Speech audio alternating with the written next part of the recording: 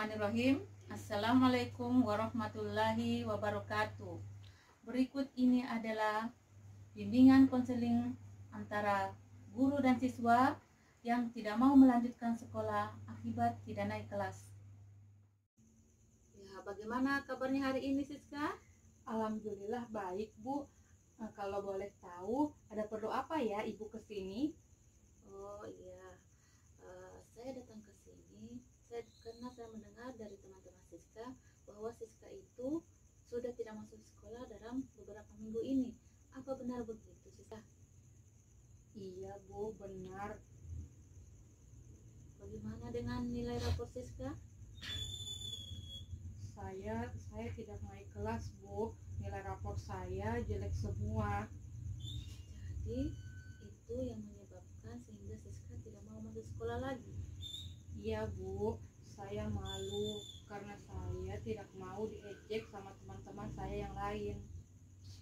Kalau boleh tahu apa penyebabnya Siska sehingga nilainya itu jelek semua? Begini, Bu. Saya tidak mengerjakan tugas yang diberikan oleh guru. Terus saya juga jarang masuk sekolah.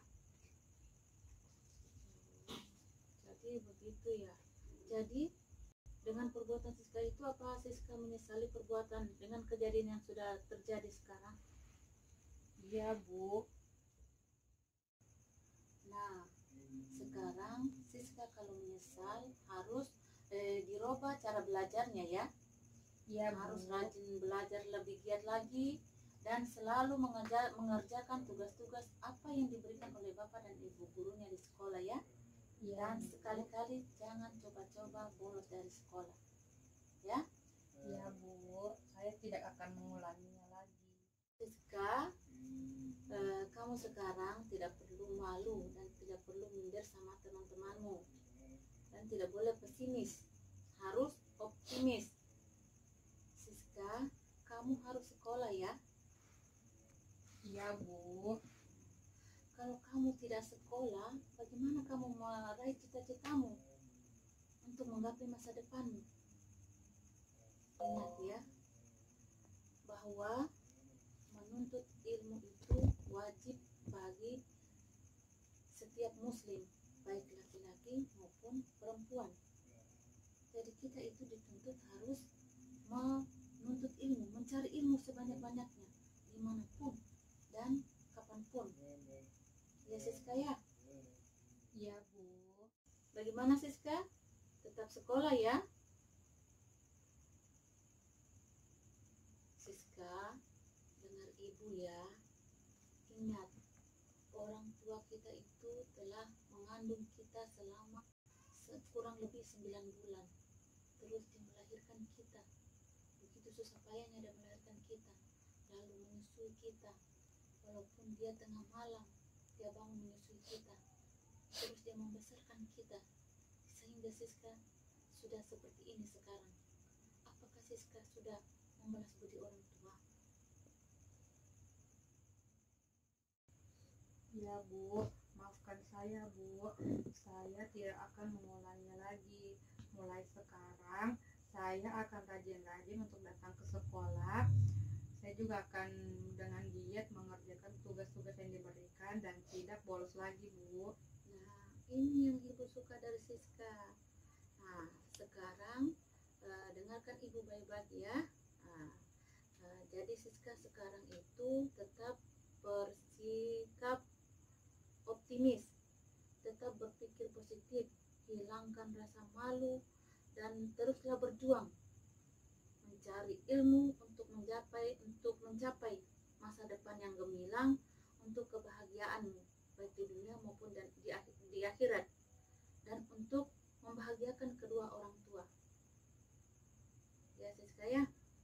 Baik, Bu. Nah, jadi sekarang Siska itu harus bisa membuka lembaran baru, bisa menerima teman-teman yang baru ya. Iya, Bu. Nah, jadi hari Senin itu ibu tunggu di sekolah ya. Baik. Nah, sekarang ibu buat menyiapkan jadwal kegiatannya dalam sehari, mulai dari bangun tidur sampai tidur kembali.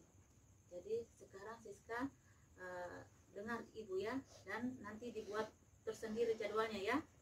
Nah, misalnya begini, mulai dari bangun subuh itu, misalnya bangun subuh jam 5, terus berwudu lalu sholat, terus apakah bisa membantu orang tua di dapur, menyiapkan misalnya membuat air panas untuk kedua orang tua. Kalau memang tidak bisa mungkin diulangi lagi pelajarannya untuk persiapan sebentar nanti, seperti itu ya. Masuk sekolah jam berapa? Jam 7 Bu. Jam 7.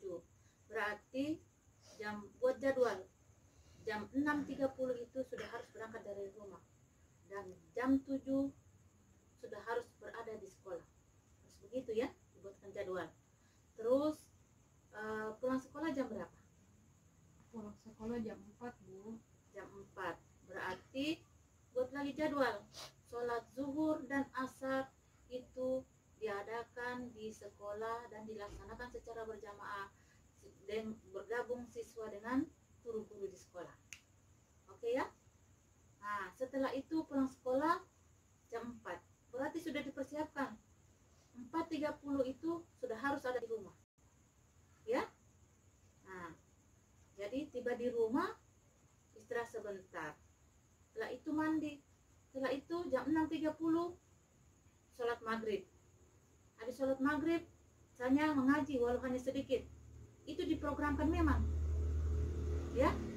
Ya. Nah, setelah itu setelah mengaji bisa tunggu sampai isya. Setelah sholat isya makan malam kan.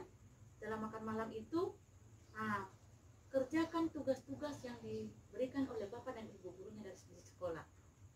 Jadi dengan demikian tidak ada yang terlewatkan, itu kita punya kegiatan dalam sehari itu bisa dihandle semuanya, bisa dikerjakan semuanya ya. Nah, jadi sekarang Siska harus pintar-pintar mengatur waktu. Kalau kita pintar mengatur waktu, insya Allah masa depan kita itu akan cerah, karena semua kegiatan itu kita handle dengan baik dan benar. Dan jangan lupa berdoa ya, jangan lupa berdoa. Setiap kegiatan apa yang kita lakukan itu diawali dengan doa. Berdoa kepada Allah Subhanahu wa Ta'ala supaya Allah itu mengabulkan cita-cita kita, meridhoi apa kegiatan kita setiap hari. Ya Siska ya? Ya Bu. Oke, kalau begitu saya permisi dulu ya. Ya Bu, terima kasih banyak atas saran yang telah diberikan. Mulai hari Senin, saya akan kembali masuk sekolah lagi dan tidak akan mengulangi hal-hal yang tidak baik lagi. Oke, itu yang ibu suka dari Siska. Mantap. Nah, itulah tadi video mengenai bimbingan konseling antara guru dengan siswanya yang tidak mau melanjutkan sekolah akibat tidak naik kelas. Jadi kita sebagai guru, kita harus merangkul siswa-siswa kita agar terus menuntut ilmu, belajar dan belajar untuk menggapai cita-citanya. Dan juga kita sebagai guru, kita harus tidak bosan-bosan menasihati dan memotivasi siswa-siswi kita. Sekian dari saya. Wassalamualaikum warahmatullahi wabarakatuh.